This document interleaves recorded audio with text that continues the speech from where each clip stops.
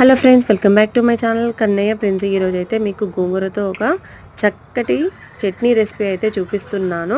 Video skip చేయకుండా చూడండి. Subscribe చేయని వాళ్ళు తప్పకుండా సబ్స్క్రైబ్ చేసుకోండి. ముందైతే గోంగూరలో విటమిన్ ఏ, బి, ఈ, మినరల్స్, ఐరన్ అండ్ మెగ్నీషియంలు ఉంటాయి. ఇవి హెల్త్కి చాలా మంచిది.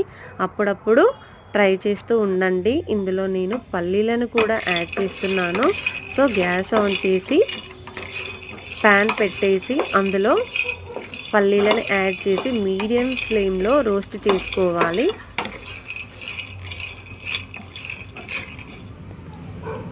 చూసారా, ఇలా రోస్ట్ అయిన తర్వాత వాటిని ఒక ప్లేట్లోకి తీసుకోవాలి. తర్వాత అదే ప్యాన్లో 2 or 3 టేబుల్ స్పూన్ల ఆయిల్ యాడ్ చేసి మనము ఫ్రెష్గా క్లీన్ చేసి పెట్టుకున్న గోంగూరనైతే యాడ్ చేసుకోవాలి. గోంగూర కాస్త కుక్ అయిన తర్వాత అందులో 2 టొమాటోస్ని కట్ చేసి యాడ్ చేసుకోవాలి. గోంగూర, పల్లీలు అండ్ టొమాటో కాంబినేషన్లో చట్నీ అయితే అదిరిపోతుంది ఫ్రెండ్స్. ఒకసారి తప్పగా ట్రై చేసి చూడండి. తర్వాత ఒక ప్యాన్లో ఆయిల్ వేసేసి ఎండుమిర్చిని ఫ్రై చేసుకోవాలి. ఇది ముందే చేయాలి. తర్వాత ఒక మిక్సీ జార్ తీసుకొని అందులోకి మనము ఫ్రై చేసిన ఎండుమిర్చి, మనము గ్రీన్ చిల్లీతో కూడా చేసుకోవచ్చు ఫ్రెండ్, కానీ నేనైతే ఎండుమిర్చితో చేస్తున్నాను. అందులో వెల్లుల్లి రెబ్బలు, ఎండుమిర్చి అండ్ మనము ఫ్రై చేసుకున్న పల్లీలను పొట్టు లేకుండా చేసి యాడ్ చేసుకోవాలి. నేను ఇందులో జీలకర్ర అండ్ సాల్ట్ కూడా యాడ్ చేశాను. చూసారా, ఇలా మిక్సీ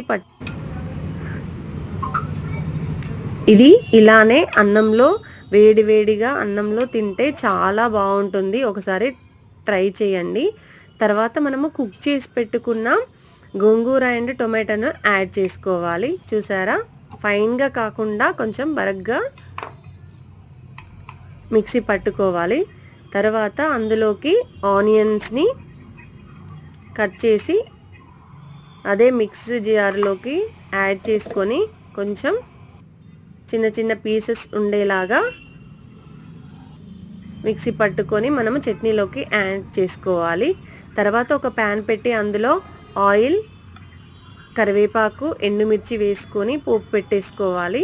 చట్నీ అయితే చాలా బాగుంటుంది ఫ్రెండ్స్. తప్పకుండా ట్రై చేయండి. సబ్స్క్రైబ్ చేసుకోవడం మాత్రం మర్చిపోకండి. Thank you.